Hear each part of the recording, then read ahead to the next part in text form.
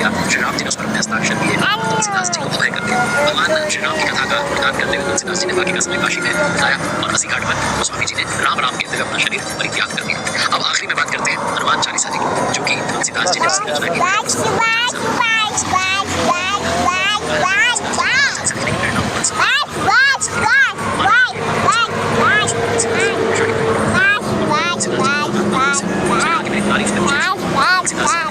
मना कर दिया, ग्रंथ लिखने से मना कर दिया। तब कहा जाता है कि वर्णों में निरंतर या लगातार बैठा। तब तुलसीदास जी ने सोचा कि मैं संन्यास से केवल संकट मोचन की बाहर निकाल सकते हैं। 40 दिन गए हुए थे। तुलसीदास जी ने वहीं पर हनुमान चालीसा लिखना प्रारंभ किया। हनुमान चालीसा लिखने के बाद उसका पाठ किया। 40 दिन के बाद लोगों के झुंड ने अपने महल को हमला कर दिया। इस महल में नुकसान हुआ, लेकिन इसका मान करके भगवान ने तुलसीदास जी को पालना शुरू किया। ऐसी मान्यता है कि जब पहली बार तुलसीदास जी ने इसका वाचन किया तो हनुमान जी ने स्वयं इसे सुना। हनुमान चालीसा को सबसे पहले स्वयं भगवान सभी व्यक्ति वहां से जा चुके थे, लेकिन आगे बैठा हुआ था कोई और नहीं। कहा जाता है कि स्वयं भगवान श्री हनुमान थे। तो जैसा मैंने प्रारंभ में कहा भगवान श्री राम के अनन्य भक्त श्री हनुमान चालीसा की रचना की और जनमानस तक भगवान श्री राम की कथा कथाएं में कार्य करते हुए तुलसीदास जी प्रभु की कृपा सभी पर मेरे साथ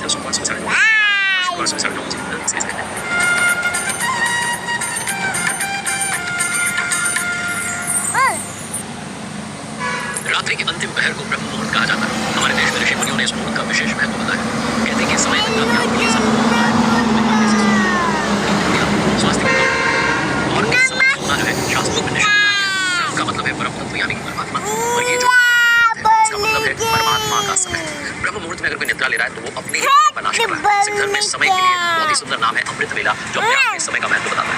लोगों की भक्ति के लिए ब्रह्म मुहूर्त को ही सर्वश्रेष्ठ बनाया गया है। इस वीडियो में जागने के फायदे क्या है, कैसे आप जाग सकते हैं और जागने के बाद क्या आपको करना है और क्या नहीं करना है।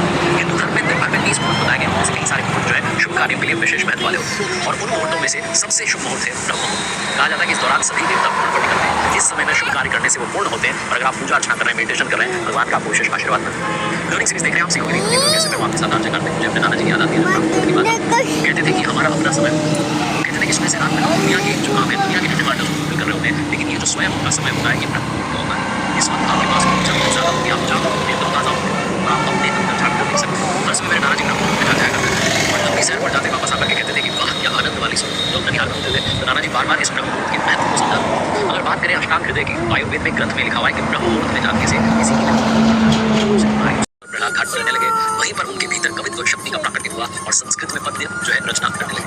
एक विचित्र घटना वहाँ पर घटी। दिन में वो जितने पद लिखते थे, रात्रि में सब हो जाते थे। 8 दिन तक ये क्रम चला और 8वें दिन में सुन आया। भगवान महादेव जी ने उन्हें कहा कि जब भाषा में काव्य रचना की, उनकी आंखें खुली तो देखा कि साक्षात महादेव जी वहाँ पर थे।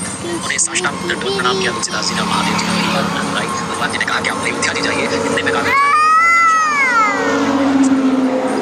महादेव जी का आदेश मानकर अयोध्या आ गए तुलसीदास जी। और संवत 1631 की रामनवमी के दिन में उनकी स्थिति बिल्कुल वैसी थी जैसी त्रेता युग में राम जन्म के समय थी। और उसी पावन दिवस प्रातः काल में तुलसीदास जी ने रचना प्रारंभ की। 2 वर्ष 7 महीने 26 दिन में श्री रामचरितमानस ग्रंथ की रचना पूर्ण की और मार्गशीर्ष मास में राम विवाह के दिन 7 कांड पूर्ण हो गए। तुलसीदास जी काशी आ गए। भगवान विश्वनाथ जी माता अन्नपूर्णा जी को कथा सुनाई। रात्रि के समय पुस्तक को भगवान विश्वनाथ जी के मंदिर में रख दिया। जब सुबह पट खुले तो उस पर सत्यम शिवम सुंदरम लिखा था। भगवान विश्वनाथ जी की स्याही थी और वहाँ जो लोग उपस्थित थे ध्वनि सुनाई थी सत्यम शिवम सुंदरम। जब ये बात मालूम चली काशी के तो पुस्तक को नष्ट करने के उपाय खोजने लगे। उन्होंने जोग भेजे, लेकिन जोग खुद सुधर गए। फिर पंडितों ने श्री मधुसूदन सरस्वती जी से कहा कि आपकी पुस्तक देखिए। उन्होंने संपत्ति लिख दी। उन्होंने लिखा आनंद कारणे यास्मिन जगम तुलसीधर गीता मंजरी गाती राम भूषिता। इस काशी रूपी आनंद वन में तुलसीदास जी चलता फिरता तुलसी का पौधा है। उनकी कविता रूपी मंजरी बड़ी ही सुंदर है, जिस पर श्री राम रूपी भवरा सदा मंडराया करता। पंडितों को इस पर भी संतोष नहीं। उन्होंने पुस्तक की परीक्षा की, इसमें भगवान विश्वनाथ जी की शरण ली। भगवान विश्वनाथ जी के समक्ष श्री रामचरितमानस के ऊपर पुराण और उसके ऊपर शास्त्र बाण लिए हुए थे। तुलसीदास जी बस देखते ही रह गए, पहचान नहीं पाए। हनुमान जी ने आकर उन्हें बताया क्या था, उन्होंने दर्शन दिया। तुलसीदास जी पहचान नहीं पाए।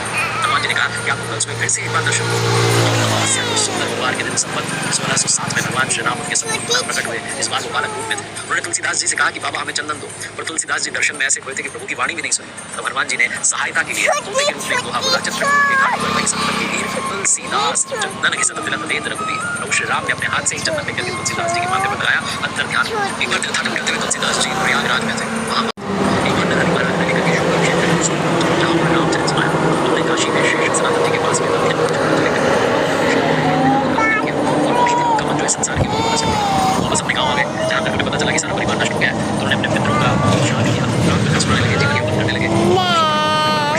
नाम नाम की सुंदर तरीके से भाई जीवन बताने लगे। एक दिन पत्नी जो है भाई के साथ भाई की चकली पत्नी किस बात से